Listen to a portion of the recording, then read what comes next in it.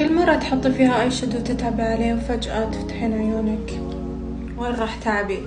هذا معناته عيونك مبطنة، وحعلمك اليوم الطريقة المناسبة كيف تحطين اي شادو للعيون المبطنة. طبعا اكبر غلط اللي يطيحون فيه البنات اللي عيونهم مبطنة لما يركزون الاي شادو يركزونه في هذا الجفن اللي هو يسمى الجفن المتحرك. مجرد ما تفتحين عينك اختفى الاي شادو، فاحنا تركيزنا حيكون على الجفن هذا فقط.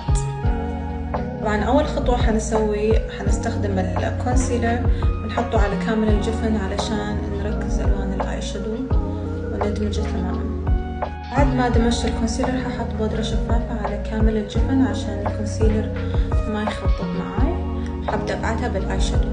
بعدها تاخذي اي درجة انتقالية عندك، انا احب البرونزر استخدمه كدرجة انتقالية واحطه زي ما قلنا هنا عند العظمة. ابدأ ادمج من عند العظمة من فوق وامد بشكل دائري وخفيف على كامل الجفن.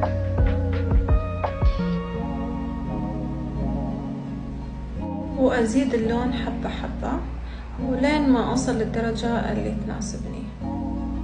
حستخدم الحين درجة اغمق من درجة الاي شادو اللي انا حاطتها، واحطها في هذه المنطقة كمان بشكل خفيف ودائري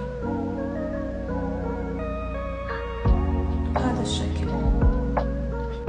كمان ازيد اللون شوي شوي، خلي ايدي خفيفة قدر الامكان وامدها لبرا. بنفس الفرشة انزل الشادو على تحت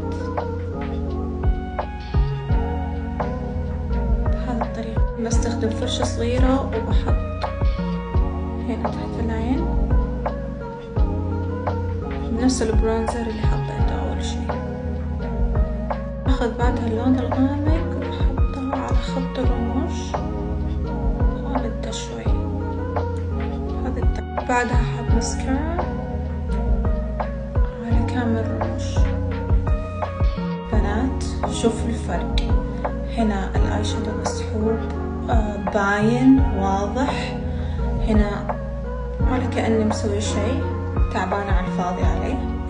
بنات جربوا هذه الطريقة وراح تشوفون الفرق كثير في الميك اب تبعكم، وأتمنى عجبكم.